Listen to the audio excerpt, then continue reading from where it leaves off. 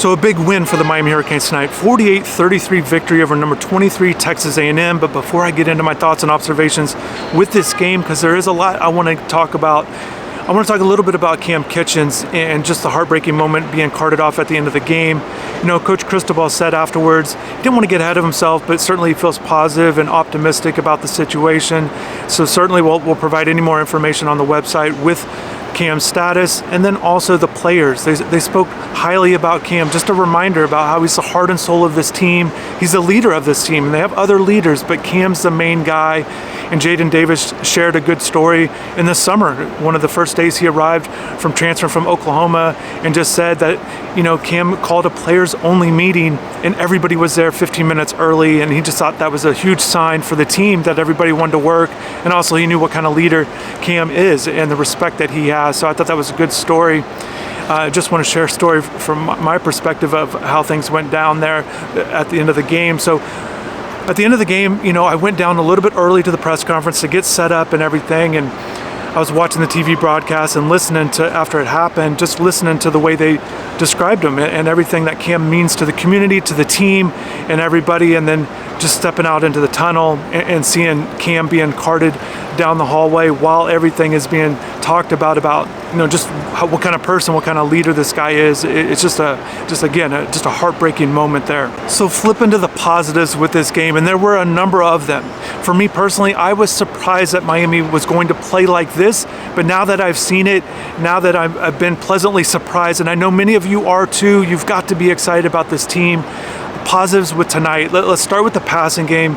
374 yards, highly efficient from Tyler Van Dyke, the 5 touchdown passes, 3 to Jacoby George.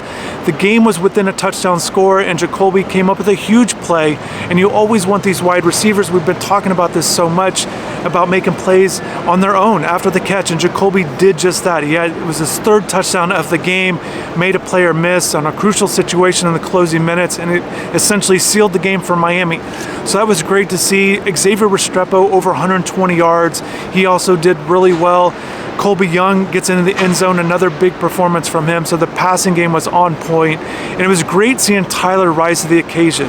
You know, I thought this game would come down to the passing of both teams, between Connor Wigman of Texas A&M and Tyler Van Dyke. But certainly, if you saw my prediction, I had my doubts about Van Dyke and Miami, but he certainly delivered.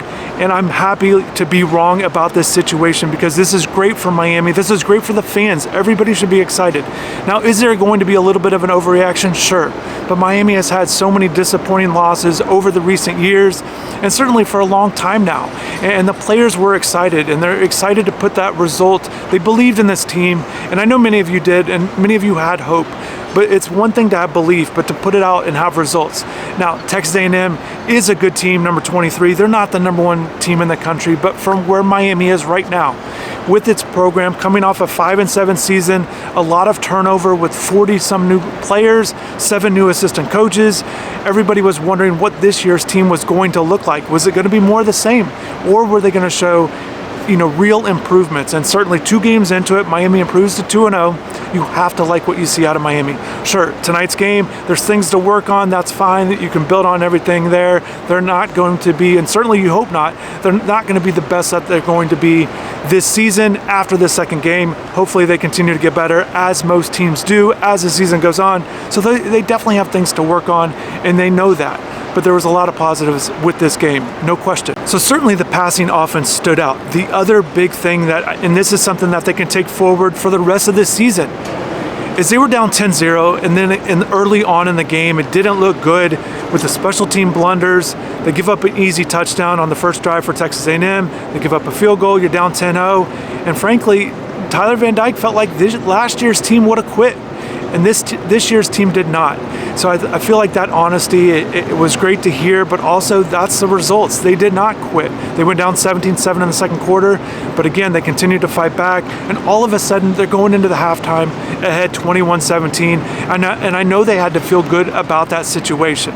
One of the key plays of the game, and there were a lot of them, but that big 52-yard touchdown pass from Van Dyke to Isaiah Horton to get Miami right back into it at 17-14, I thought was huge. And from where I'm sitting in the end zone with where my seat is in the press box, I had a great view of this, and hopefully many of you did enjoy that throw because it was great from Tyler Van Dyke, putting perfect placement on the ball, perfect loft on the ball, getting the ball downfield, which is what we wanted to see, what we heard we were going to see with this offense under Shannon Dawson, and we absolutely saw that tonight. With that big shot, Isaiah Horton made a great move. You know, after about 10 yards, he made the defender shuffle his feet a little bit, got off balance, and then Horton came down with not just the catch, but the yards after catch, finishing it off with a 52-yard score. To me, that was a huge play in this game. Obviously, the touchdown by Jacoby George late sealed the game. There were certainly some defensive plays that stood out to me as well. So defensively, I feel like Miami's defense deserves a lot of credit for this game. And I know what the totals are going to show statistically, the way that A&M was able to get some yards at the end of the game, particularly in the passing game. Connor Wigman did have a big number with his passing total yards, but he threw on 53 attempts. The numbers weren't great, 2 touchdowns, 2 interceptions. His rating wasn't great at 116, so his efficiency wasn't great. And the bigger point, regardless of his stats, I didn't think Connor looked comfortable at all. You know, they weren't able to throw the ball to Evan Stewart, who I think is a phenomenal player, and we did see some phenomenal plays again late. But early on, it was a lot of short stuff from Evan. I thought the cornerbacks did a good job containing him, not letting him get loose. Safeties as well, with Kitchens and James Williams. 9 tackles led the team, so that was good to see from James. And James is certainly excited about what this win means moving forward. Definitely wants to show the world and feels like, you know, they definitely want to show that Miami's back, or definitely Miami has a good team. So James was one of those guys that said a lot of positive things. So you guys stay tuned to the channel to hear what James had to say. But going back to the passing offense, I just thought Wigman looked uncomfortable. They wanted to run the ball. Amari Daniels did have a few runs. He did celebrate with a touchdown, the Miami native. But I thought, to me, going into this game, I thought every time that A&M was going to run the ball was going to be a positive for Miami. And because they wanted to keep running the ball, I thought that played into Miami's hands. And then when they passed the ball, I thought Miami's defense, particularly defensive line, although they did mix in some blitzes from other spots, the secondary made some plays, I thought they applied really good pressure on Wigman. And even when he made some throws, they were tough. Either he had to shuffle out of the pocket. We did see him scramble up the middle. Again, when I touched on earlier about some things to work on, certainly some QB run stuff, they'll gear that up moving forward, especially against running quarterbacks. But obviously up the middle is where he got some of those runs. But again, I thought he looked uncomfortable. He had to make some tough plays. And again, I thought the defense played well. Big plays, Jaden Davis. That forced fumble was huge on Daniels. Really get some momentum back in Miami territory, so they were able to get some points out of that, so that was a good sign. Now, the interception by Kitchens might not have been overly impressive because Wigman threw it right to him after Aniyah Smith fell down, but Kitchens still came up with the play. He finished it off with the interception. You still have to catch the ball. And then the 28-yard run afterwards, they were able to get points out of that too, so I thought that was big. And then even at the end of the game with the interception by DeCorey Couch, he also had some nice plays as well. So just overall, the defense, I thought they did well. I thought they held up well after Branson Dean and Akeem Mesidor went out with injuries. Hopefully Mesidor in particular, and hopefully Dean too. I did see Dean walking on the sideline. I didn't get the chance to see Mesidor, but hopefully he's okay. Certainly a valuable player for this team. And Cristobal felt like the pass rush kind of came down. It wasn't as effective when Mesidor went out of the game. That was one thing he said afterwards. But again, you got to stay tuned to the channel. The press conference is already posted with the topic rundown from everything that Cristobal had to say. I do want to make a note on Cristobal's press conference. There was a lot of uncertainty again with Kitchens. We didn't know what to expect. We hadn't heard how things were going other than what the TV broadcast. So everybody was just kind of listening and waiting for Cristobal to deliver it.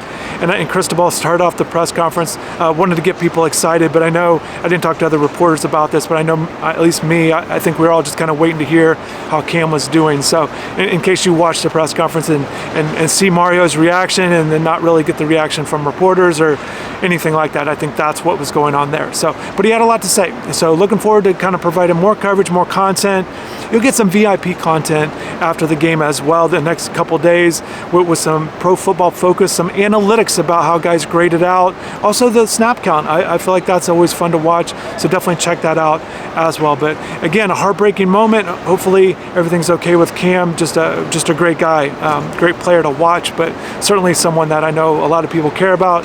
I've enjoyed enjoyed covering him and kind of getting to know him just a little bit. So hopefully he's okay, but a lot of positives for Miami. Drop in the comments below, what were you most positive? What are you most excited about with this team after this win? But thanks for watching. Thanks for tuning in. Hopefully you have a good rest of the weekend, and take care.